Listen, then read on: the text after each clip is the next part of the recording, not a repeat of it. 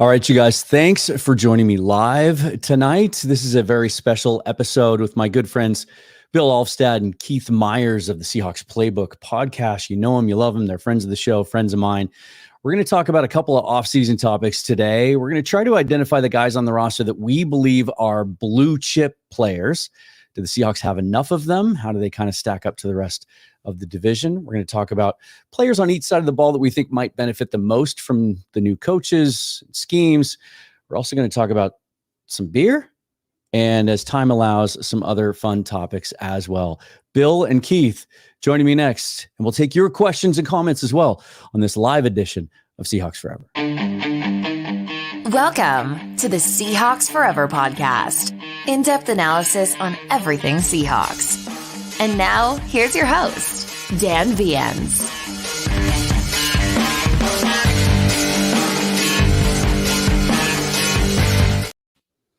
All right, here we are. Here they are. Let's see. Keith? Yep. Bill? One from Arizona, one from south of me in Vancouver, Washington. How the hell are you guys? How are you enjoying the offseason? It's been a fun offseason, actually. It's been so much movement on the roster. It's been hard to keep up with at times, and then at other times, head-scratchingly confusing, and then it all tends to make sense later, and I don't know, it's been a fun offseason. Yeah, that and all the coaching changes. I mean, it started with that crazy run-up right after Pete was let go. It lasted for 3 weeks. I mean, we thought we were going to pull our hair out. John Schneider's being as patient as humanly possible, and given the circumstances, I think comes up and away from that search with the best candidate and the best fit, not only at head coach, quasi defensive coordinator as well as, and then at offensive coordinator. I thought it was brilliant, really. Yeah, last time you guys were on the show, it was a whole different world in Seahawks land, and Pete Carroll was still running the show. Did you happen to catch any of the Albert Breer piece that came out this morning that he wrote? Little bit more intel, kind of into how Schneider and McDonald met, and sort of played into just how they hit it off right away at that Starbucks, and kind of knew right away that they were into something special. Yeah, I've gotten the opportunity to see them interact in person, and it's so comfortable. Even more so, he and Pete had a great working relationship, but when they were in a room together, it was kind of like, the emperor was there. And then, I mean, Pete was sort of a larger than life kind of, character, and really commanded a room that way, where, John's kind of like a man of the people. He and Mike, I think, personality wise, are a lot closer. And I think that story did a nice job of pointing that out. Is there anything more Seattle than meeting at a Starbucks? Right. Even on the other coast, they made that happen. That's fun. Right. They don't have coffee chains over there, anything. They just, whatever. Speaking of the fact that it just happened so quick, it was the Starbucks. They went to the formal meeting. They hit it off, 90 minutes later, he's inviting him back to Seattle. They pretty much draw up the contract, get all the terms going there before the contract's even signed. They spent 4 hours discussing whatever it is that they needed to discuss to get the ball rolling on all the moves and the offseason stuff and the schemes, and make sure everything was in sync. So it just amazes me, honestly, just how quickly they pivot to, okay, we found our guy, now let's go. And there's just no hesitation there, which is remarkable. I think it just speaks to the coach and the GM being on the same page too. I mean, as you said, it was a very exhaustive and extensive coaching search. Although, once again, some of the little tidbits in that Breer piece make it sound like McDonald might have been the favorite from the very beginning. It's just with the way the process goes and the timing, it just didn't work out. But I love the part of that story where John texted Coach McDonald, "Hey, you want me to pick you up a coffee, bro?" And instead of answering the text, McDonald knew he was close by and he knew where the Starbucks was, and he just showed up. Yeah. Tapped on his shoulder. "Hey, I'm here." Just pop in there. Let's go. Coffee? What? That's what I would do. Speaking of beverages, while we're kind of doing this, we're all beer aficionados. And in fact, this goes all the way back to, gosh, is it 4 years now since we did that epic, massive marathon preseason on-site, in-person episode? Was that Was that pre-COVID? Was that? I want to say, was that 2018? Yeah, that was 19? 4 years ago. This July. Yeah. Yeah, crazy. Yeah, right? that was great. Yeah, Yeah. that was fun. It's still on the page somewhere if you want to go check it out, you guys. But it's long. It's long and the audio stinks because this guy, audio engineer, failed that day. So we decided hazies. We're all gonna we have some hazies in front of us. Although Keith has a little curveball potentially. Mm-hmm. We're not going to get through all these. If we do, this is going to be a disaster of a show, probably. Or the best. Oh ever. no, entertaining. It'll be a great show if we get through all of them. Just don't expect to understand much of what we're saying by the end. Probably go viral, but also would probably be the last show you ever see from me. I would have to rebrand and change my identity. So I'm going to start. The first one I'm going to try. I went to a little place. A little shout out to Chuck's Hop Shop here on Capitol Hill, just down Madison. Great selection of refrigerated beers, which I needed because I kind of waited to the last minute. So this is from Maui Brewing Company. This is the OMG Hazy IPA. And Bill, you said you're kind of doing the same thing. I'm sort of starting easy. This one is infused with orange, mango, and guava as well. So I'm going to pour this into my Seahawks pint glass. Nice. Yeah, I'm going to go next. So I've got the All right. Let's see, which one am I doing? I'm going to do the Hop Valley Brewing Company Pineapple Stash House New England style hazy IPA. It's got cryo hops, Simcoe, with real pineapple puree, creating a tropical delight of pineapple haze. That's what I'm going to do. Hop Valley does love theirs. Here's the can. Well, you can't see it really well, but yeah, haven't had that one, but I do like some Hop Valley. I didn't have a chance to get to a store, so I just had to pull what I had in my beer fridge, and so I'm starting out with Contact Haze by Elysian, which is a favorite. Bursts of bright raspberry, currant, citrus, guava in there, and it's a rather, I poured it, so that's nice. one of my favorite hazies, I think. Cheers, you guys. Yep. Cheers. Really, really solid that Contact Haze. Yep. Good choice for the first one. This is very juicy, very, very citrusy, and for a hazy that has so much infused juice in it, 7% ABV. We're not joking around here. Most of the hazies are, right, Keith? Mm-hmm. You're kind of the expert here sitting, I believe. The interesting thing about hazies I've noticed is that you're starting to see now, to my knowledge, when the hazy style first came out, it was strictly in the IPA category. Now you're seeing some hazy pales, which are a little bit lighter. And my palate's changed. I don't drink the big, hard-hitting, heavy IPAs as much anymore. Like, it's some of that stuff that's just too hoppy and too bitter for me. And so I have tried to take it down just a little bit of a notch. Fort George makes a hazy pale called the Power Cycle. Mm-hmm. If you've ever had that, that's so easy to drink. I did pick up a Fort George I'm going to hit next, but it's another hazy pale of theirs. I guess they like doing hazy pales. It's called City of Dreams. So we'll get to that one a little bit later as well. Let's talk some football, shall we? Yeah, for sure. So let me pull up my list here because I always think this is an interesting idea. The idea of, blue chip players or alpha players. And it's obviously it's everyone can kind of have their own definition of that. So I think that's where some of this debate comes into.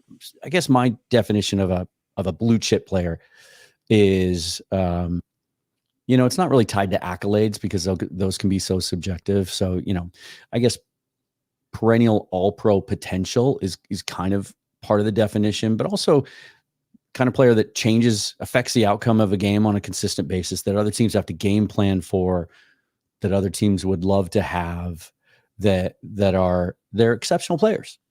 And I think it's something that we all agree, and we've probably talked about a number of times over the last 5-6 years, that the Seahawks just haven't had enough of. And so we talked a little bit ahead of time about, let's try to identify guys that we think are blue chip right now by our definition. And whether we agree or disagree is that's kind of what debate is all about, right? And then some other guys that are maybe poised to make that jump, that are potential blue chips or blue chip adjacent is kind of what I have here written in my notes. Let's start on the offensive side of the ball. Keith, I'll start with you. Who are some guys on offense that you think are absolutely blue chip players at this stage? DK Metcalf. And look, that's the end of the list. Really? Yeah. Okay. I love the weapons that Seattle has, but as far as guys that change the game just by existing in it, I think he's the one that really has that. You don't think Tyler Lockett belongs in that category? Tyler Lockett belonged in that category 2 years ago. Yeah. What I saw last year was a guy that was slowing down, and after being one of the most sure-handed receivers in the NFL for most of his career, he started dropping a lot of balls last year. And can he get back to that level? I think he can. I mean, he's a little older, but and maybe because if it was injury based and he's healthy, yeah, then he can be a blue chip player again. But I didn't see it enough last year. I kept him in my blue chip list, and I think as I hear your explanation, it makes all the sense in the world. And I will admit that I think for me, he's a blue chipper based on the totality of his career, and the back of his baseball card. We did see, I think, the beginnings of some regression last year, and I know he took a lot of heat from some fans for his business decisions that he makes now when he gets into traffic catching the football. I do still think defenses have to account for where he is. DK was absolutely on my list too. Bill, is he on yours? Absolutely. Yeah, no question. He's probably the premier guy on offense. There's no question about that. I was a little bit more generous, I think, with my list, just because I wanted to have a conversation today. If you start and end with DK, you're gonna it's a pretty short conversation, really. So I kind of opened it up a little bit and just maybe throw some guys out that we can talk about. And probably the most controversial one on my list is Geno Smith. Now, when you talked about putting this list together, you kind of said blue chip, but you also said alpha. And immediately when I thought about alpha, I thought about leadership, and I thought about top dog. I thought about guys that others follow. And then just a minute ago, you talked about game planning for, et cetera. Geno Smith is still a guy, regardless of how you might feel about him, that commands that sort of attention, from other opposing defenses. He's the guy that you're going to plan for, you're going to account for, you're going to look at, and you're going to study film on what his traits and attributes are, what his what he defaults to and so forth in certain situations.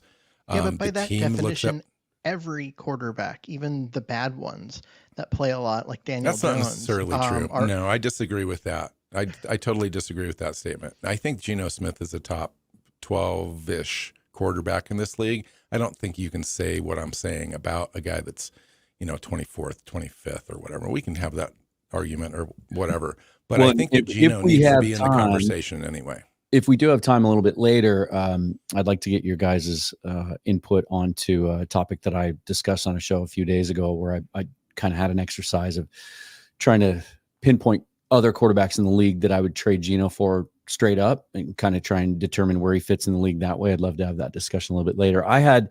It's interesting. I think I'm between you guys.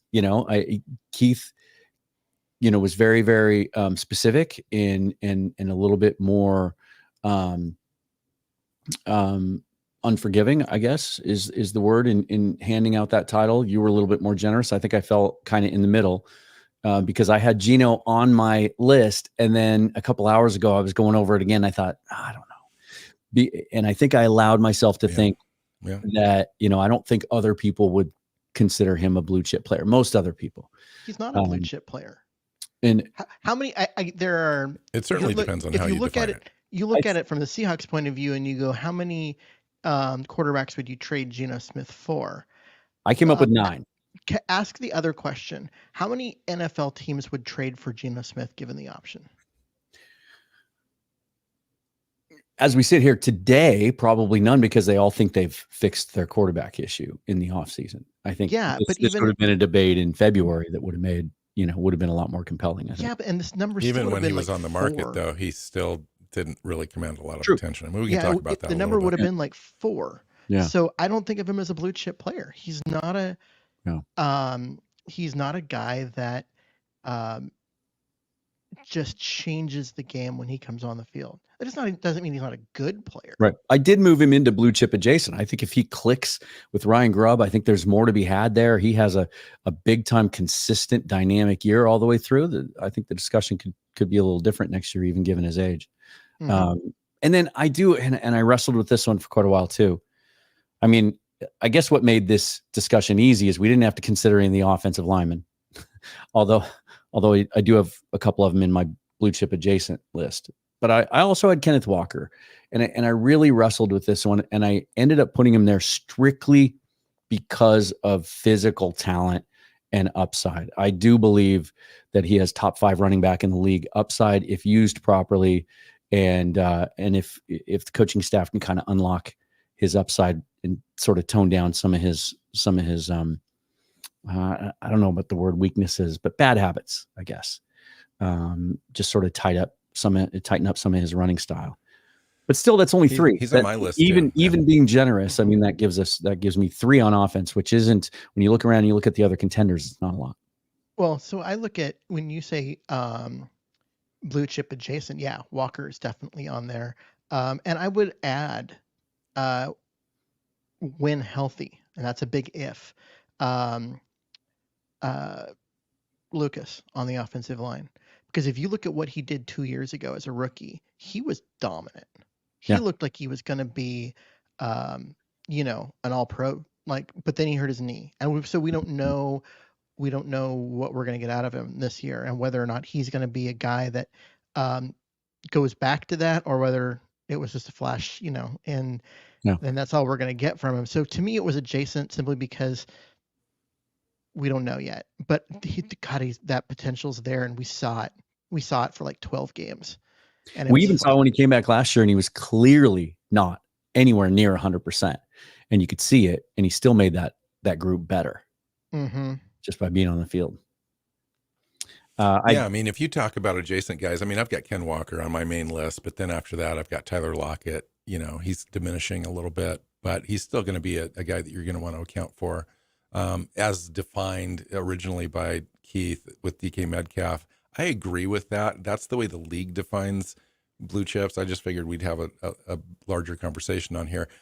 Jackson Smith and Jigba, I think is going to be a guy that you're going to have to account for this year, especially as the season develops. And we talk about the offense and Ryan Grubb and what they're going to try to do. I think his role expands. And then, and that's it for me on offense. I mean, offense is really pretty bleak. Defense is too, really, when it comes down to just strictly blue chip type guys. There's the adjacent list or future potential list is larger, but it's still fairly small when you stack up our roster to the 49ers, for example. Yeah, because there's just so many unknowns. Some of the other guys on offense I have on my adjacent list. I moved Geno down into there. I do have JSN. I put Christian Haynes in there. I'm that high on him. I think he has the potential to start from the first snap as a rookie and be as good, if not better, as Damian Lewis was as a rookie 4 years ago. And I think he's a guy that we could look back in a year or two if we have this discussion, and he's just a stalwart and a mainstay on that offensive line. And then I've got Zach Charbonnet on that list too. I think if Ken Walker stubs his toe, I think Charbonnet in some ways might even be a better fit for what Ryan Grubb has done kind of throughout his history with the running game. And we saw the upside. Somebody was just posting some clips again today on one of the runs he had against the 49ers in Santa Clara last year. And it's just, I forgot how dynamic that particular run was. Kind of showed off just about everything that you'd ever want to see out of a running back in one run.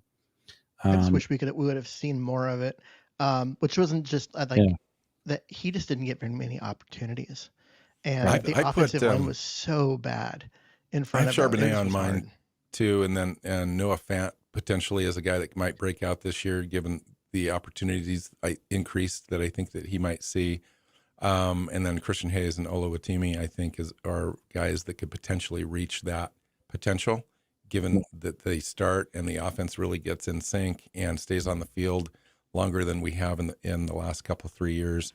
If the defense improves, we're going to have more opportunities, especially if the defense can generate some turnovers.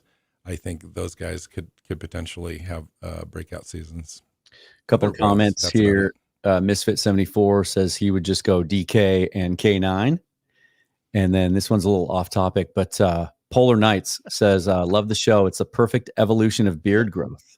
Okay. All right. We got the short goatee, and we got the tight, and then, Bill's is a little bit more formidable. Yeah, I'm getting towards December 25th here pretty soon. Let me hop over to the YouTube comments and see. Corey Coleman says, I think this is DK's last year on the team. I think his cost will be too much with the wide receiver market exploding with cost. What do you guys think about the idea that with all these contracts, and even wide receiver twos are making more than DK Metcalf now? You see what Jalen Waddle signed for in Miami the other day, and what they're paying receivers these days. Are you concerned about that he might not be signable the next cycle? I mean, his next contract's gonna be 32 APY. I mean, there's just no question. And then the real thing, you know how these things can be manipulated, is what are the first couple years going to look like cap hit wise? What can they do there? What kind of a tradable contract can they generate after that? It's hard to pay somebody twice. I get that.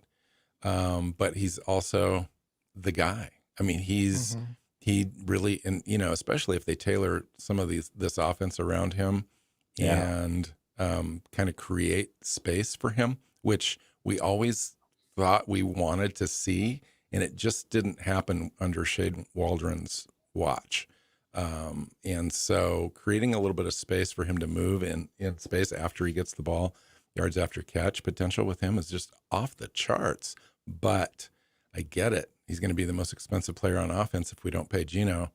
And see that, and that's right there where it could come from. I mean, if you go through and finally move on from Geno, who's making too much this year, and go in with a rookie quarterback, you have the cap space to pay DK. Now, in a couple of years, once that rookie deal is done and we have to pay the quarterback, well, okay, then that's a different story. Yeah. But it would be very easy to move on from Geno, go young at quarterback, and not have to worry about the DK contract. Here's another comment, DK related from Lord Boom. It's crazy to hear people wanting to move off of DK because of the expense. Man is money. He's neck and neck with Megatron in his first 5 years, and we have more weapons. DK trade talk is blasphemy. I will say this. I do think that, and they could begin discussions anytime, obviously, but they're not going to with the way the market is shaping up. Next offseason is when this will be a hot topic as he enters into the last year of his deal. I do think that it lines up, that his big cap hits line up with when ultimately Tyler's going to move on either into retirement or whatever. And that I think when it comes time, if they want to give DK another monster contract after this, that you can, when you're just doing some simple math, there's obviously other moving parts, that you can take that into account, that Tyler's going to fall off the books here in the next couple of years, probably about the same time that you're going to pay DK. So in fact, let's just talk about that before we move over to defense. Like, if you guys had to put a number on it, a percent of 1 to 10, I guess 10 being most likely, is this Tyler's last year? You think there's a good chance it is? I'd say 7. In terms of likely, I think there's a good chance that this is last year with Seattle, just because of the costs and the way it works. And if he does like he did last year, where he kind of takes another step back, then he's not playing up to his contract. It's, diminishing returns and expanding numbers. And it's the business side of it. I'd hate to see him go, because I freaking love Tyler. And I think, he's been an amazing Seahawk. And he's currently the longest tenured Seahawk on the team. So, but I think realistically it's business. And I think, it's most likely that he's going to go. At the same time, he took a pay cut to stay. And that pay cut wasn't just for this year. It's also for next year. So, it could be that he's going to stick around another year after that. And it's really, fairly favorable as far as big contracts go. So 2025 would be the last year of his deal. And they've moved some cap hit into that year with some of the restructure. So his cap number right now in 25 would be essentially 31 million. But there's enough of that they could play with. There'd be a $14 million dead cap hit. You'd still save 17 if you wanted to move on at that point. So it's not, it doesn't hamstring the team in any way by doing that, even if he does decide to call it after this year. Let's talk about some defense. As you said, Bill, so we'll start with you. A little bit easier to identify guys that you think are blue chip talents on defense. Yeah, it's still limiting. On my list, I had Leonard Williams and Devin Witherspoon, and then I also added one more guy, and that would be Byron Murphy. Because, and the reason that I did is because the Seahawks weren't the only team saying that he was the best defensive player in this draft. And he was. And I think he's going to have an immediate impact. I think that he's going to end up playing probably, I'm going to say 50 to 60% of the snaps. And I think, and that's going to be his sweet spot where I think that he's going to get a chance to have the most impact. He's going to get a chance to take some plays off and then come back in and really just kind of get up to the quarterback, stop the run, allow other players to be successful, like Leonard Williams, like Uchenna Nwasu, Dre Jones, etc. Because I think he's going to be a force. And right out of the gate, I mean, yeah, the learning curve a little bit, but also he's got enough athletic traits where he can come in right away and affect the and I think that teams are going to really have to game plan for him. And then Leonard Williams, okay, so by league definitions, maybe not quite blue chip. But on the Seahawks team, he's definitely going to be a blue chip guy, a guy that the team rallies around. They give him a big contract. I think in this defense, under McDonald, he's got a real chance to kind of improve his numbers. And Devin Witherspoon, I think, is going to be the ace in the hole for this team. Oh, yeah. As far as the guy that's going to be jack of all trades, McDonald's going to move him around, disguise him, blitz him, send him deep, bring him, up a little bit in disguise and drop back. I mean, he's going to be a guy that just is an athlete, quote unquote, on this defense. Yeah, and I think wasn't it touched on in the Breer piece today too that McDonald and Schneider were 100% on the same page as far as like he really wanted Leonard Williams back. He wanted him to be a part of this. That Schneider's motivation to bring him back was he thinks he's a damn good player and he's wanted him for years, but also that he had the investment in the second round pick and didn't want that to go for naught. Or to not get full value for it anyway. But then when Mike McDonald walks into the room and says, "Hey, I want that dude." Yeah, this is the type of player we want on our team. Yeah. Absolutely. So I was a little more generous than you. If you've only got those three, and you mentioned one of the guys that I want to add to the list, and that's Uchenna Nwasu. And I've got him. We've seen what he does the last 2 years, and he got hurt this last year, and as soon as he went on IR. The defense, it just fell apart. I mean, he made that big of a difference for them. I've got him on my blue chip players by 2025, like adjacent, like him and Boye Mafe, kind of the same for me. It's like, can you call Boye this year a blue chipper? In some respects, the way that we're kind of shaping it, maybe, but also these guys have a real chance to establish themselves this year in this defense. And I think next year is like, yeah, he's in my blue chip adjacent, along with Tariq Woolen. Same. Who got? I know he had a sophomore slump last year, but everybody on that defense took a step back last year, with the exception of Mafe. So I think better coaching will get him back on track, and he was so good and so fun to watch as a rookie. So, I have him on that as a blue chip adjacent. Yeah, it's hard to glean anything from these off-season little snippets that we see from video and some of the limited stuff that comes out of mini camps. But there was a little piece of that Mike McDonald mic'd up segment last week where he's coaching up Reek and he's running him through a drill, and he just kept saying to him, trust your speed, man, trust your speed. I think, for all the talk, and we've had this discussion on my show that was year 2 more indicative of the type of player Riq Woolen is, or year 1? And if it's year 2 and he's not going to be that willing to come up and support in the run game, then, then maybe he was a trade piece. I mean, we heard that discussion in the offseason, right? I still think there's so much to be had there. And I think Mike McDonald might be the guy to get it out of him. And I think he would have probably been pounding the table and pretty livid if John tried to trade Riq Woolen. I have a question for you. Got a chance to get his hands on him.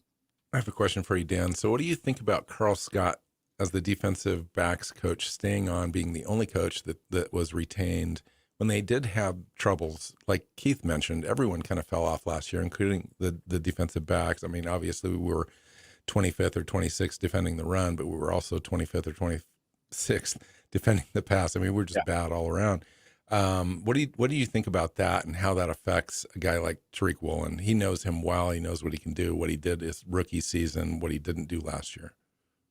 I don't know how much responsibility can be laid at Carl Scott's feet as far as like guys executing properly. I think that defense was so dysfunctional in how it was coached and schemed and called as a whole that, the fact that they chose to bring him back as really the only guy, you could kind of count Nico Thorpe, although he was in sort of a support role last year. But they speak so highly of him and his ability to teach and communicate. And when you see the rest of the staff hires that McDonald made and the reputations they all have for being teachers, that for them to see those same qualities in Scott, that, I'll give him the benefit of the doubt.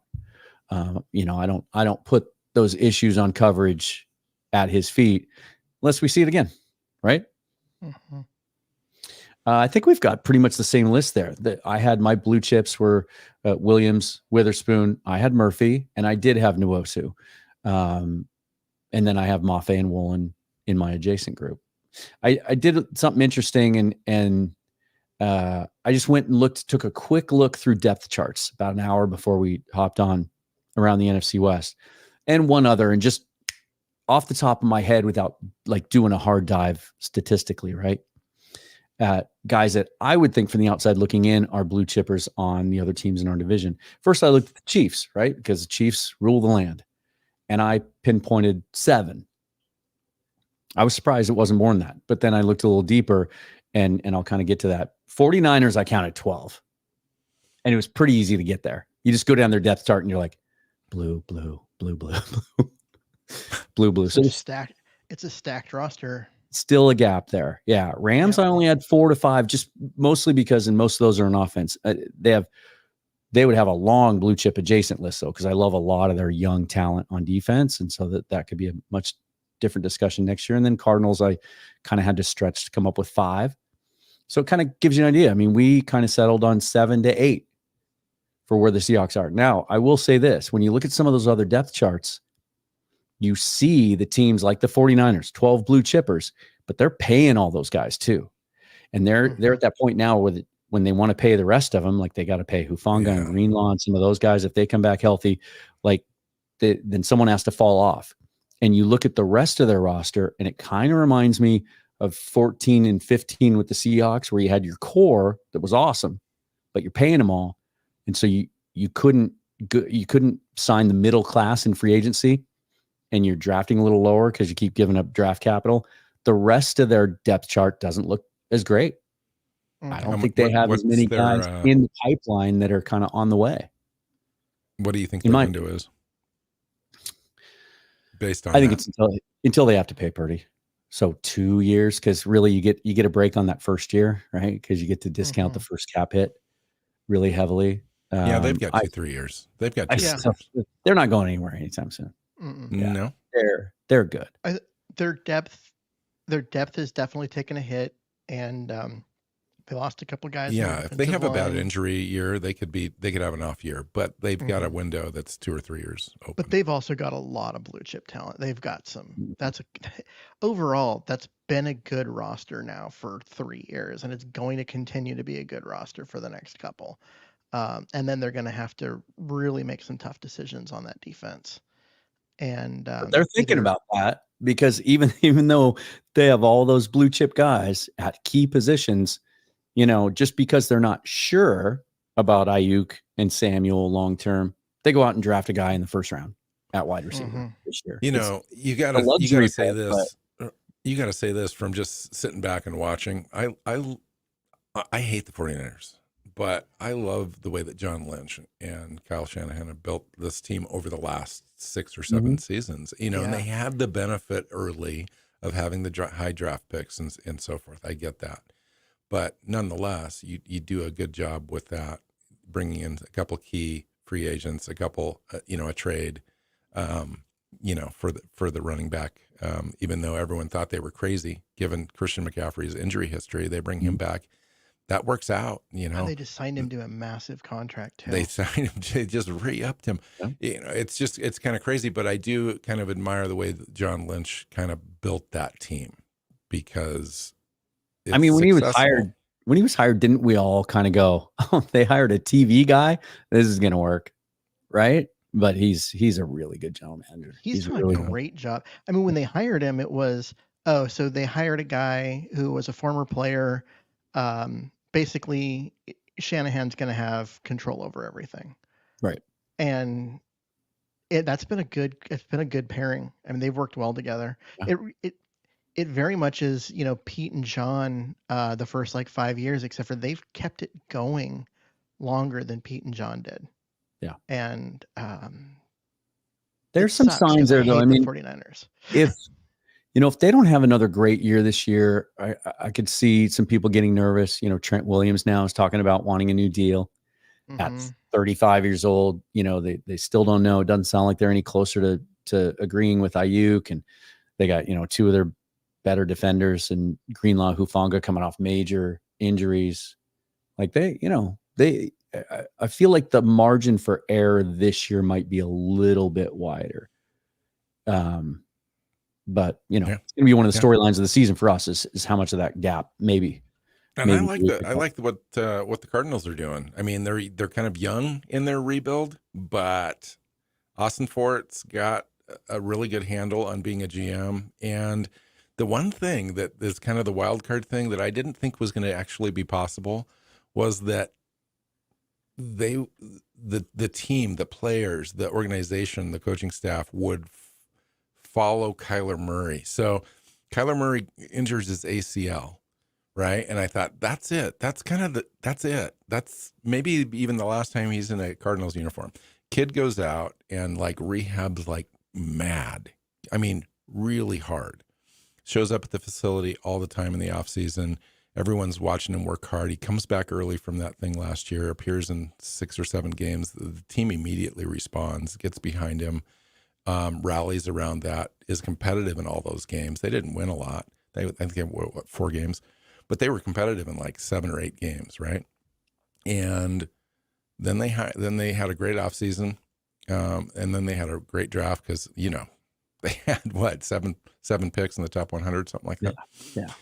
And so this is a team that's up and coming for sure. And so in a couple of years, I think that team in Seattle takes over, from over the top of the Rams and the 49ers, and the Seahawks and the Cardinals are kind of battling it out.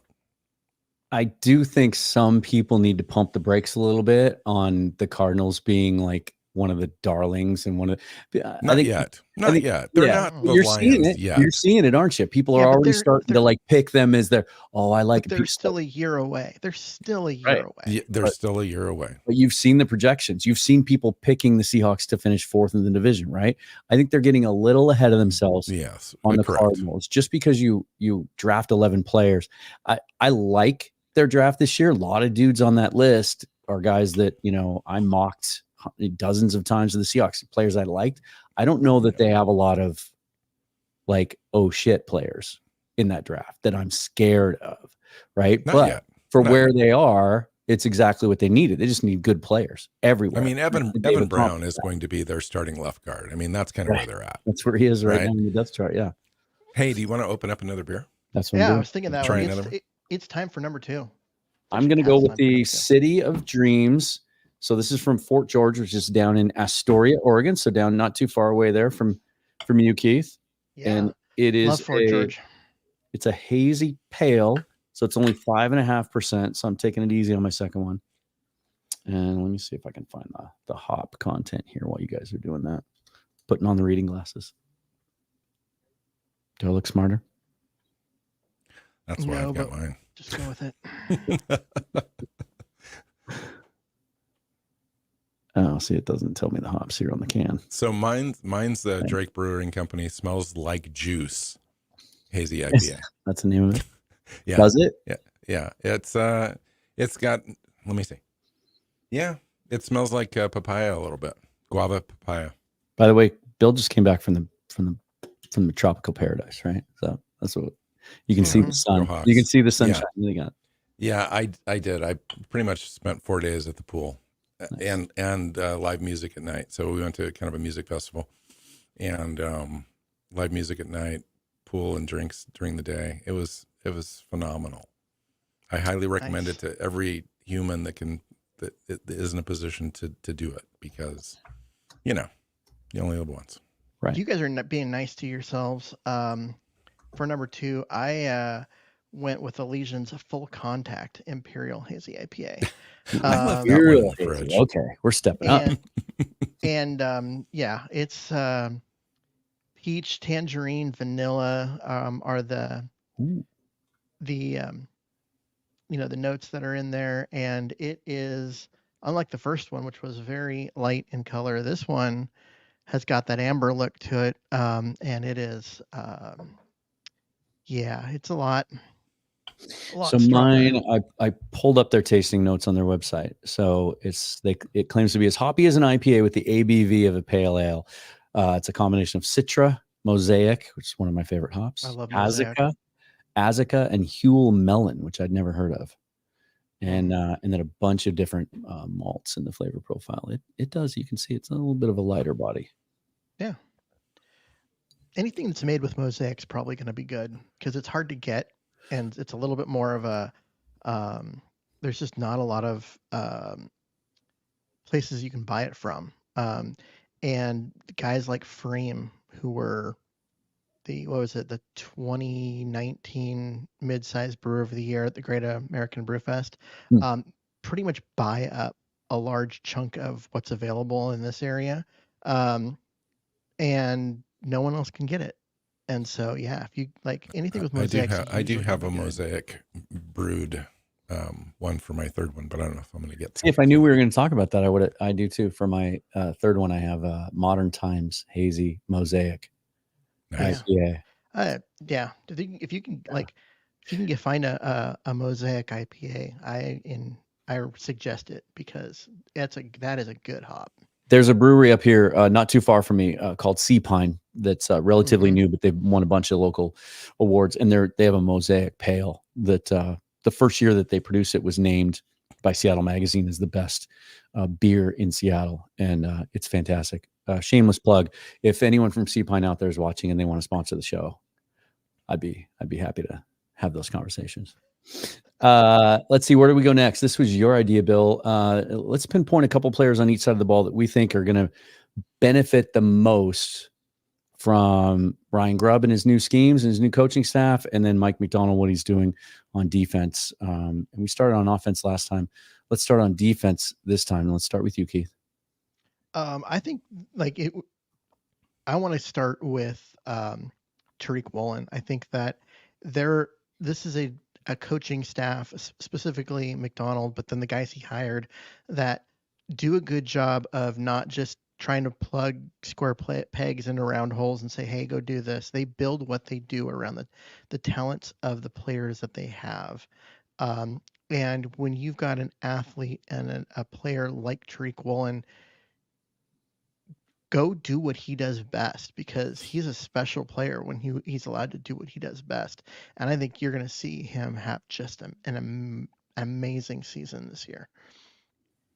I've got him on my list too. We kind of touched on it a little bit ago, but I just think that, he's a guy that we saw the instincts, just the natural ability to read and break on the football as a rookie. And that's hard to teach, especially for a guy coming from a smaller program who's only played the position for 2 years. I think, the best is yet to come for him. And I think this is the perfect head coach and staff to get it out of him. And then the whole run defense thing, I have to wonder how much that shoulder injury played into it last year. Once that gets into your head, if you're trying to play through that and that shoulder's tender at all, are you going to be as likely to sell out in the run game? Because his tape, his rookie year and UTSA, I remember when he was drafted and trying to catch up on tape of him and get familiar with him. He's coming up and laying the lumber on some guys and sacrificing his body and leading with his shoulder and being physical. So he has that on his resume. I just think that maybe that was overblown a little bit last year. Dan, he wasn't the only one that made business decisions on stopping the run last year. I mean, let's be real. Just watch the Pittsburgh tape. Tariq Woolen had a rough year. Let's be honest. I think he lost his mojo. He lost his confidence. I think that was the biggest thing, really. I've told this to Keith a couple times on our show. When he kind of whiffed on a tackle. I can't remember which play it was, what game or whatever, but you saw a guy like Quandre Diggs kind of just laughing at him a little bit, and the whole vibe of the team was kind of encapsulated in that one play. I thought it's like they really weren't a team. They didn't come together. They weren't supporting each other. They seemed to be playing for themselves within the scheme, not trusting each other, et cetera. That never really came together. In the years past, we've seen this where the defense starts out slow and then they come on. They have a team meeting. It solves problems. They come together. That never really happened last year. And so I really did like the idea of blowing this thing up a little bit. They did in a sense. I mean, they got rid of a few different players, Jordan Brooks, Bobby Wagner, Jamal Adams, Quandre Diggs, Devin Bush, Edwards. They brought in Hankins. They drafted Murphy. They got a couple of linebackers. And I think, for me, I think that the beneficiary is Tariq Woolen, I think, more or less. He's on my list, but he's number 4 on my list. I think that the number 1 on my list, based on what I've been hearing out of OTAs and so forth, is Julian Love. The way that they plan on using him as a kind of a guy that's going to play all over the place. He's going to be multiple, if you will, and used in disguises. I think his showed last year his coverage really picked up on the off season. Keith mentioned only really one player that played well last year in Witherspoon. I think Julian Love really had a pretty decent 8 games to end the season that really kind of gives me confidence that he can actually play well in this scheme. The first 9 games will tell you that is why I don't include him as having a good year, because he was not good at the beginning of the year, but he did play great down the stretch. So I'll give you that. But yeah, I mean, he's my beneficiary. I think, and I put Devin Witherspoon because of what I'm hearing about the way that they're going to use Devin as a guy that's just going to be all over this thing, kind of a Kyle Hamilton kind of a player in this defense. And so anytime you're going to be Mike McDonald's guy that's basically going to solve all of the problems, that guy's got an opportunity to be one of the best players on the field, and he already is. And so I think that he's definitely going to benefit from the scheme for sure. I got one for you, and I think it might surprise some people, maybe even you guys. First, a little trivia. So since 2014, so in the last 10 years, among defensive tackles, qualifying defensive tackles in the league, did you know that Draymond Jones has the 13th highest pass rush win rate in all of football? That actually doesn't surprise me. Yeah. And he's the next guy on my list that I was going to talk about. Good. Because when you take a guy who's so good at penetrating and getting in between, into gaps between, a tackle and a guard and that kind of stuff, and you ask him to 2-gap and stack someone and wait and all of that, I'm like, that's part of why I hated Clint Hurt and that defense, because why would you sign a guy like Dre Jones and then ask him to freaking 2-gap. Mm-hmm. That was a disaster. So yeah, he's the next guy that's I think is gonna benefit a lot because he's gonna actually be used in a way that fits his talents. Exactly. And that's precisely why I put him on my list, because I think if you could pinpoint, one thing that has led to the success that Mike McDonald's had, that's a constant throughout wherever he's been, it's he puts guys in a position to succeed, and he doesn't ask anyone to do something they're not good at. Look at, you don't have to look any farther than what he did with Jadeveon Clowney and Kyle Van Noy last year. And even a guy like Malik Harrison, who's a limited athlete, but he found a role for him. He's only going to put him in a position to do what he does best. We hear him talk about it all the time. A lot of times I love when he answers a question when someone tries to get big picture about how they're going to run a scheme or a certain concept. And he says, I don't know yet, because I don't really know until we get all the guys together what we're good at yet. Well, you have a hint that they know what Draymond Jones is going to be good at, because we've heard him say, we have a cool plan for him.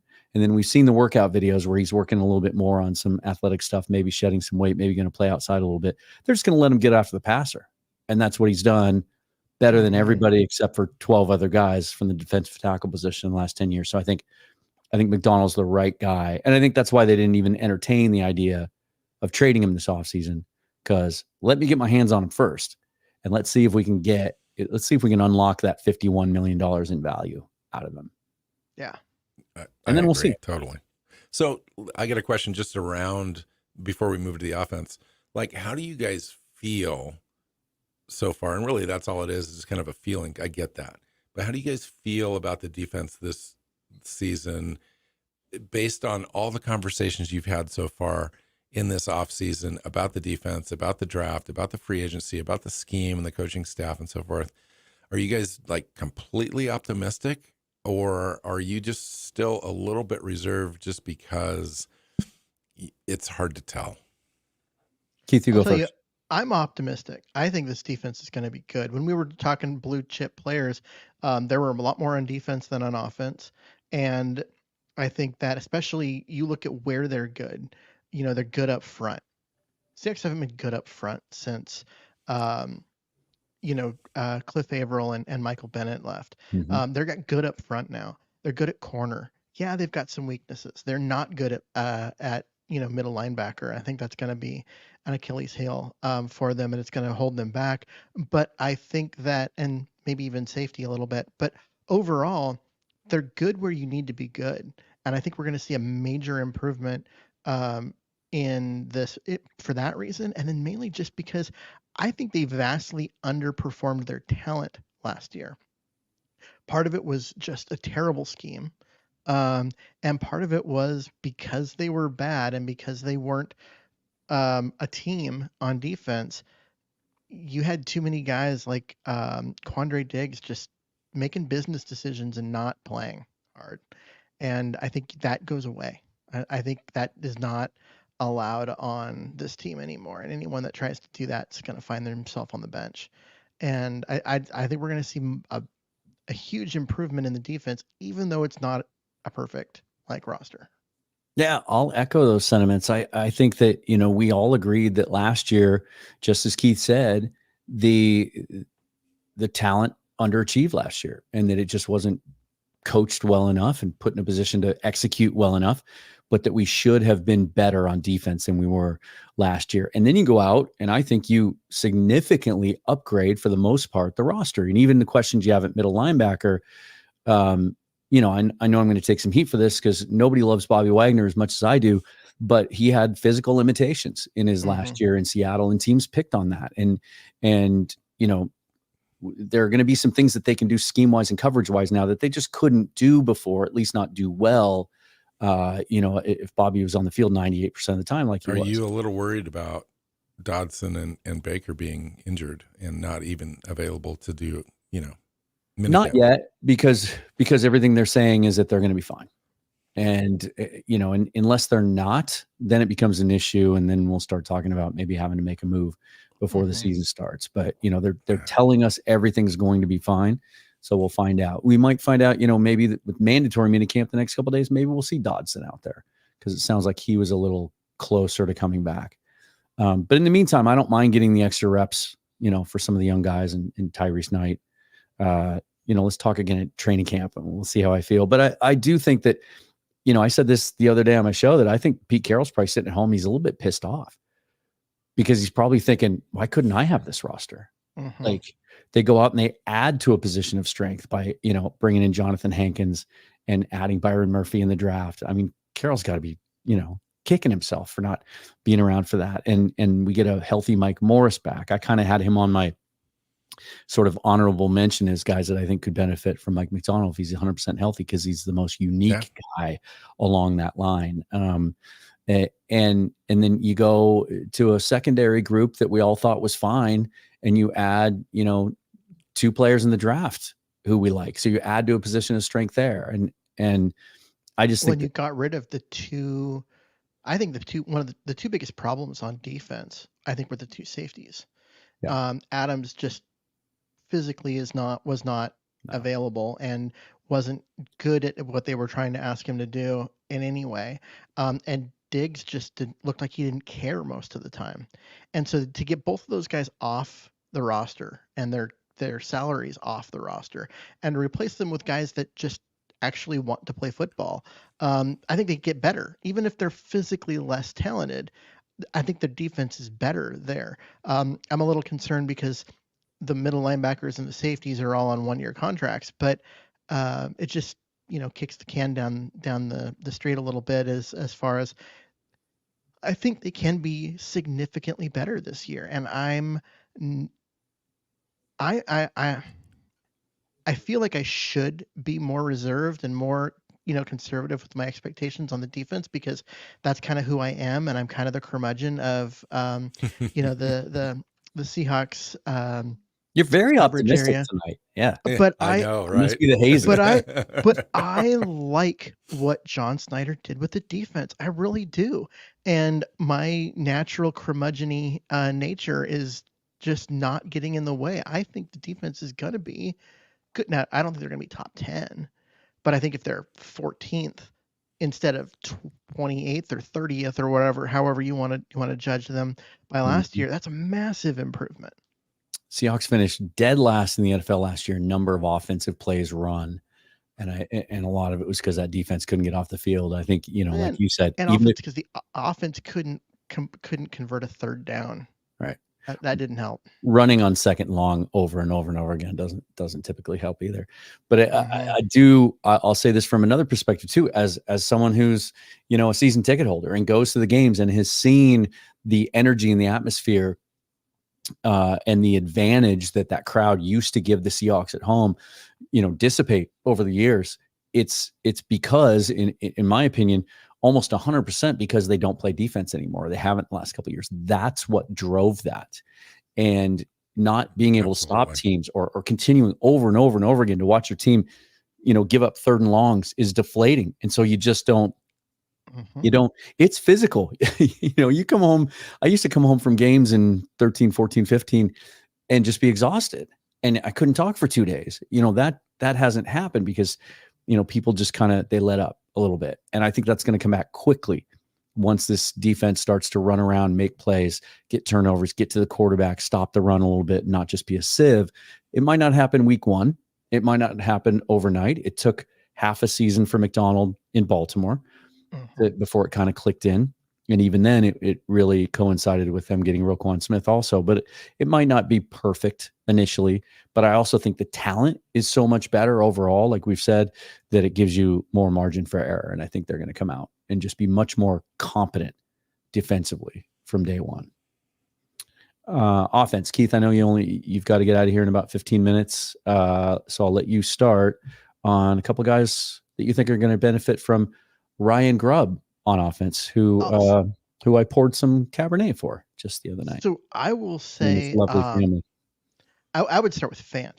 I think that part of it is Grubb and the way he wants to use tight ends and that kind of stuff, and part of it is that he's no longer one of 3 guys that will get roughly equal snap counts. Fant's going to get the bulk of the tight end snaps, and the other 2 guys will fight for some scraps here and there. a little bit, at least early in the season. I think Fant's going to have a big year. And that's going to be really nice to see, because I've been waiting for Seattle to have a big year from a tight end, and it just has never happened. Like, seriously, like, go back and look Seahawk history. Tight end has never been a position. They've always just been complementary players. Yeah, they've never, at no point in Seahawks history have they had that tight end. And I know Jimmy Graham was supposed to be that guy, but then he got that knee injury, and even when he was healthy, they didn't make him a focal point in the offense like you'd think they would when they gave up what they gave up for him. I mean, that was insane how they just wouldn't use him the way that we all thought they should use him at the time. I had Fant on my list as well, because I think it was telling in that they went out to acquire a second tight end and went for a guy, even though Farrell Brown has some interesting upside in the passing game as well, but he was brought in for his blocking ability. If they had gone out and gotten another pass catching type tight end, or even drafted one a little higher and maybe not signed Brown, I might have thought, okay, this is what Grubb does. We saw it at Washington with Westover and Culp. He likes to spread it around. They're going to get equal, it's going to be a tandem. I think he's got so many wide receivers though. Yeah, they brought Fant back and paid him what they paid him, and then went out and got a blocking first tight end, because I do think they expect him to be one of the primary weapons in that offense. And then they drafted another blocking tight end. Yeah, they reinforced that with AJ Barner. Yeah, absolutely. Yeah. I mean, he's got some upside in the passing game that I think he can develop into, but he was drafted because he's a damn good blocker. He's not quite Will Disley, because Will Disley was elite at that. But yeah, I mean, he was really drafted to kind of replace Will Disley. He's not at this point an established receiver. Only Fant is out of the three. But I love that Barner's only 21 years old. I think he was the youngest tight end in the draft class. Yeah. I really like the upside there. My comp for AJ Barner, by the way, is John Carlson. What do you think of that? Interesting. Yeah, I could see that.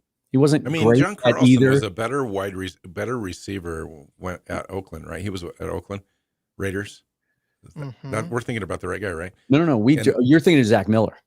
Oh, okay. Yes. Yeah. Sorry. Yeah, we drafted. Carlson. Yeah, Carlson was a good blend. He wasn't a great he came blocker, on as a receiver over time. He was really solid at both. Yeah. Yeah. So I had, So my list consists of Noah Fant as well, but also has Ken Walker and Njigba on it, and Geno Smith. And I'm not like I'm going back to the well because I love Geno Smith, but I think it makes a lot of sense that this offensive scheme is going to benefit the guy the most that's going to have the ball in his hands the most. Yeah. And what we've seen from Geno Smith, let's be honest, and the reason we're all kind of torn about Geno Smith is because he's a hot and cold kind of quarterback. He started the year smoking hot in 2022, fell off really hard, and, went out of the MVP discussion like crazy, just like dropped off. In the next year, he kind of started slow and then came on a little bit, even though they lost more games as his stats improved, which showed, I think, how poorly the defense played. But I think if Geno can get smoothed out a little bit, and what I mean by that is, can he be more consistent? Can those highs and lows kind of come together a little bit? And I think that would help the offense sustain momentum a little bit more, convert more third downs, et cetera. I think in Ryan Grubb's offense, I think that's a potential possibility out of this situation. Like you said about the defense, this thing might not click in the first couple weeks, but I think by week 8, I expect this offense to be clicking on all cylinders and actually be pretty prolific. And then as far as Njigba is concerned, I just think that he's a beneficiary of the scheme just by being one of the best third down converting options we have on the team, and short distance guys in open space, yards after catch kind of a thing. And then Ken Walker, if we can talk about the running backs just for a second in Ryan Grubb's scheme, these guys are going to catch the ball a lot out of the backfield. Now, I imagine Ken Walker running between the tackles, not his best forte, but I think he actually performs better in that role than we give him credit for. Yeah, first year he was a bounce guy, bounced it outside. Second year, I think he really did try to focus on running between the tackles, even though it was harder to do. Our offensive line was really bad, horrible. I expect that to improve a little bit. Expect him to have more opportunities running successfully in between the tackles, but also receiving out of the backfield. Both he and Charbonnet are going to benefit greatly. I think he had, 34, 40 receptions last year out of the backfield. I can see that increasing by like 30, 40%. Mm-hmm. Yeah, Grubb's been pretty open about that recently. I think he said, that it's an intention of theirs to get the ball more in the hands of those guys. And yeah, there were times last year I'd be screaming to just, especially when the pass protection was breaking down, just get the ball to Ken Walker in space. It doesn't even have to be like a perfectly designed screen pass with guards pulling and guys getting out in front. Just, if things are breaking down, just get the ball out to him in space. That should be Geno's sort of default check down. And, And I think he can do so much damage. This was a great stat, to your point, that Brian Nemhauser posted the other day. He put a couple things together, and he said the Seahawks dropped 30 passes last season as an offense. That's 9th most in the NFL. And the offensive line gave up 229 pressures. That's 6th most in the NFL. And yet Geno Smith still led the league in game-winning drives and finished with a higher passing rating than Mahomes, Stroud, Lawrence, and Burrow. Watch out for Grubb and Geno in 2024. I do think the things that we've heard coming out of minicamp, and I can't wait to see and hear, the 3 practices starting tomorrow where it's mandatory. Everybody has to be there, at least present, if not on the field working. And the media gets to attend all 3 of those sessions. So we'll hear and see some more things coming out of that, as I'm a guy that's high on Sam Howell, and all the reports are pretty universally coming out of these mini camps that like Geno just looks head and shoulders above him. And that he just seems like he's been running this offense for a long time. Grubb said he's installed about 50% of it. I can't wait to see what this offense does. One name that you guys haven't mentioned that I actually put, and we talked about him a lot earlier in the show, but I put him as a guy that's going to benefit, is I said that there's more to be had with DK Metcalf.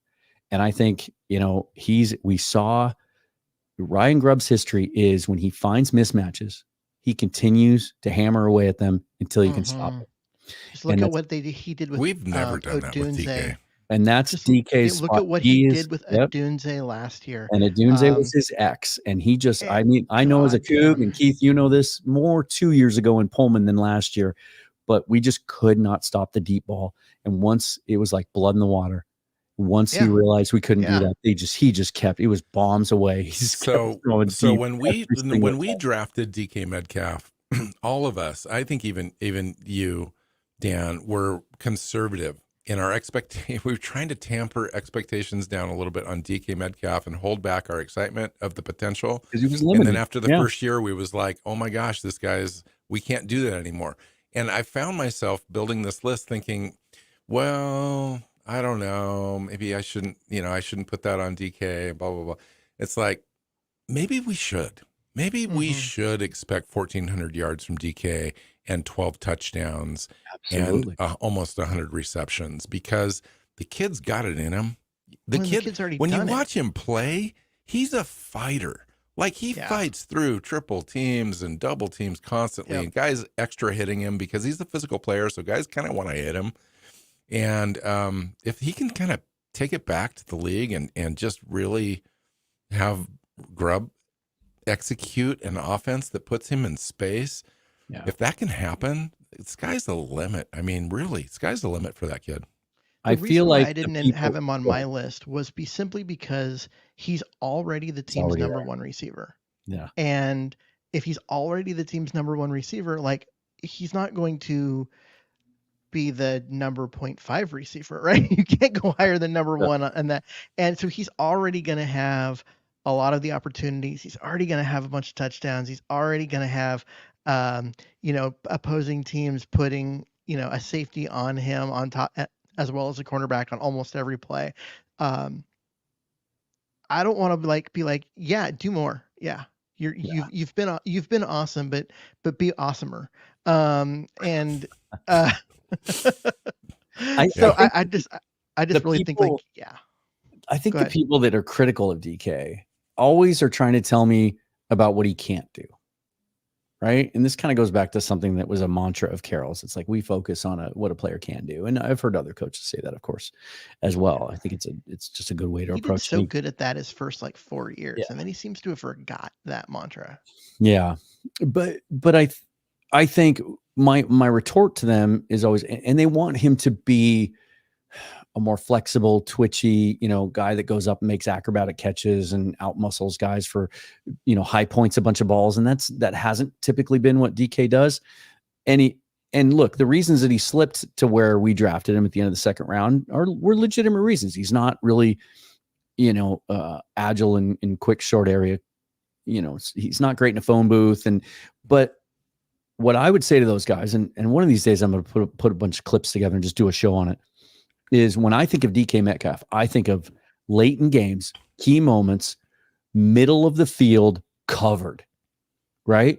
Tight windows, guys on him, where he has to body someone and make a big catch in a big moment that's a tough catch, and he makes those catches. That game-winning drive against Philly, had a couple of those. There's other games that I can think of where, Geno has that confidence going to him in the middle of the field, very, very similar to how, Matt Stafford has made a living with those kind of in-breaking middle of the field routes to Kupp and now Nakua. That's kind of where Geno would always go to with DK. And to me, those are money catches. And I think if you can unlock a little bit different part of his game, which I think Grubb can do, where you can get a few more of those throws like he had on that first drive in Dallas, right? Where you hit him, he's behind the defense and he goes.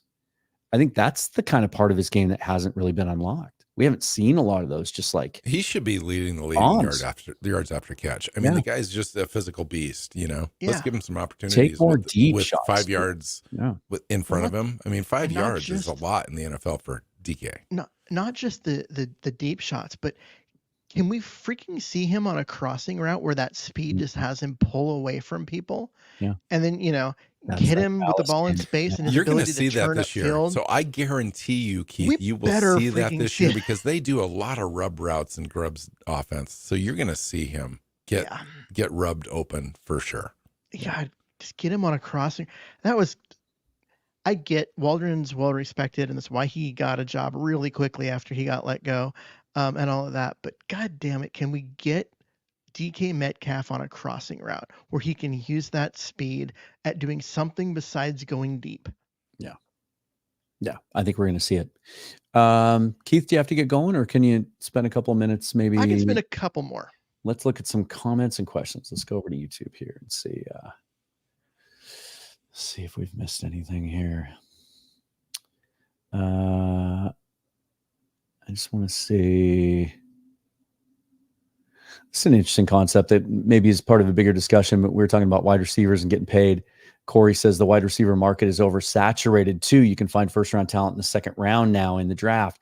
At some point, do you think it's going to reach kind of a sort of a mesh point where like you're not going to want to pay these guys $35 million because every single year you have 7 guys get drafted in the first round. And that old mantra that John Schneider used to talk about all the time, that it takes rookie wide receivers 2 or 3 years to really learn the NFL game. It's not true anymore because the colleges are all running pro concepts and vice versa.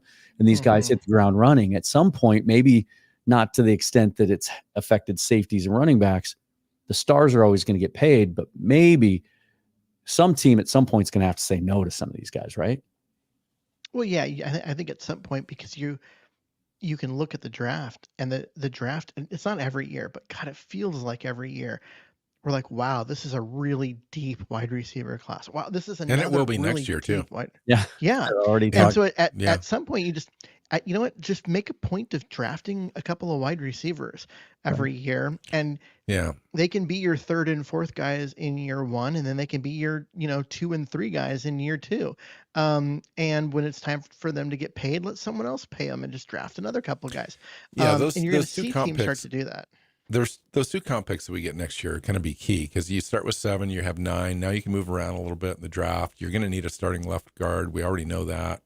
That probably could be your number 1, number 2 pick next year, but maybe the number 1 pick is to replace Lockett next year and eventually succeed DK Metcalf. I don't know.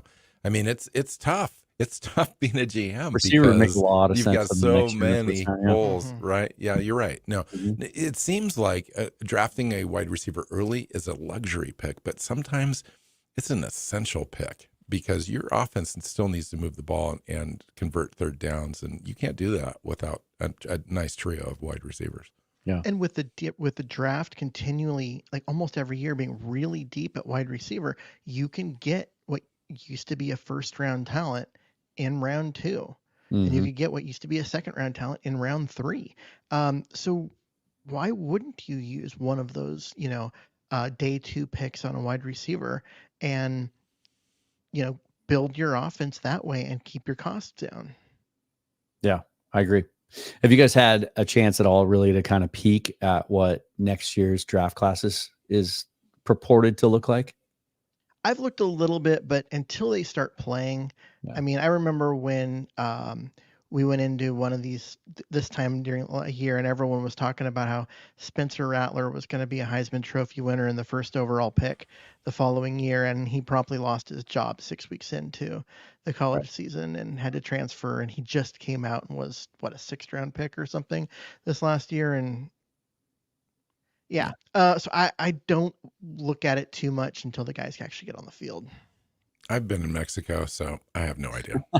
The one thing I do like, and I haven't dug super deep into it, but the one thing I do like, because looking back over the last 5 to 10 years, even interior defensive linemen have been hard to come by that are worthy of a first round pick, and that's why the Murphy pick I think this year was so impactful. Oh man, I've been asking for that pick for 5 years. When you start to see trends about how the class looks next year, you start to look at top 25 lists and big boards and mock drafts. There's 5 or 6 guys that are being projected as first round picks that are true defensive linemen, like interior defensive linemen. And some of them are that 320 to 330 to 340, that unusual that we haven't seen in a while. So what do you I'm think? I'm kind of excited Mike about the idea of McDonald's maybe adding more to that group. Well, right. Like, what do you think of the Ravens' propensity to have guys over 325 pounds on their defensive line? We've only got one of them, essentially. Until next year. And so maybe we are in the market for that. Maybe. I think as I go over the draft or the roster, I keep forgetting about Jonathan Hankins, and that might sound trite, but it's true. Like, we've made so many changes this offseason, it's kind of hard to keep up with them all. But I think about that defensive line, and I get a big smile on my face, and then it's always like, oh yeah, and we added Jonathan Hankins too, like one of the most steady, solid, dependable, like true nose tackle types in the league. I'm so excited about that group that, like, honestly, as much as I would hate the idea that we spent a 4th round draft pick last year on a guy that doesn't make the roster, if Cameron Young can't make this roster, okay, then that just means that we got that much better at a position that 2 years ago we were flushing the entire position group out the door and starting over because it was so ineffective. I told Keith at some point in the offseason, I said Jonathan Hankins was my favorite free agent signing in the offseason, and I know that doesn't make a lot of sense to a lot of people, but I've literally been asking for that guy, not Hankins in particular, but just a guy that anchors the defense, that an actual because you nose. need that guy in a 3-4 defense. If you don't have a true nose tackle, that whole defense doesn't work really well because you're depending on him to take on double teams and one gap. And when you don't have it, the whole thing kind of disintegrates a little bit, and you're asking players that don't typically do what they need to do to play out of position. And that's what happened last year. And, you had Jerron Reed trying to be that guy. Yeah, he solves a lot of Reed is problems. not a true nose tackle. And it was just kind of a dumb idea to throw him in there and ask him to be a true nose tackle. Yeah, we brought him in because he's good at stopping the run and whatever. But I'm like, yeah, as a 3-tech, where he can do different things, not as a nose. Like, that's not who he is. It was just one of the many God, I have no idea what Clint Hurt was thinking. Because I know we don't have a lot of time, so maybe this will be our last topic, but I'm glad you brought him up, Keith, because I feel like he's kind of the forgotten man in all of these moves this offseason. Is Jerron Reed, who played, I think, much better than a lot of us expected last year, especially coming off a year in Green Bay in which his tape was not good. and he was asked to play out of position there a lot too. With all these additions, what do you think Reed's role is in this group? I think he's going to be, Higgins is a two down player. He is no threat to rush the passer. On 3rd and long, you go to the nickel, those kind of things. You need a guy that can create pressure. And I think he comes in and plays that. And that's going to be his primary role. He's going to be further down on the depth chart, but he'll get a chance at the 3 tech because, you're going to see Williams and Murphy and the guy Dre we Jones. talked about, Dre Jones. Those are the guys going to get most of the snaps at the 3 and the 5, but you'll see Reed get a few in there. But mostly Reed's going to be the pass rushing nose, the guy that comes in on 3rd down. I totally agree with everything that Keith said. He's gonna play a better role because he's only going to be required to play 30% of the snaps, and he's going to be ready to play, and he's not going to be worn out, and all of that. So perfect use of Reed coming up this season for sure. I love how many bodies they have up there that we can get back to that idea, that very Pete Carroll-esque idea of, really rotating a lot of guys and keeping guys fresh. So I was at the gym the other day and they were replaying the playoff game against New Orleans, not the beast mode game, but the one later. I can't remember the exact year. Maybe it was 15 or 16. It was the one where Jimmy Graham got into it in pregame. He was playing for the Saints and he got into it with someone at midfield. Got into it with Bruce Irvin. Yeah, he was like, "Who are you, Jimmy? Who wasn't that the? It was the Jimmy Who game, right? Who's Jimmy? Who's Jimmy?" And every time I looked up, Michael Bennett and Cliff Averill were making plays, and people forget. They forget that the year we won the Super Bowl, those guys really technically weren't starters. Nah, they were coming off the bench. Yeah, but they just had all that depth. That's how deep that line was. Clemens was in there, yeah. And Red Bryant on the other side. Red Bryant. Still in that group. Yep. Yeah. Well, this has been fun, guys. It's always great to catch up with you guys. For those of you watching, I have linked in the description their YouTube channel for their show and their Twitter handles. They've been. Are you done with the positional review? They've been breaking down all of the roster reviews. One more. Okay.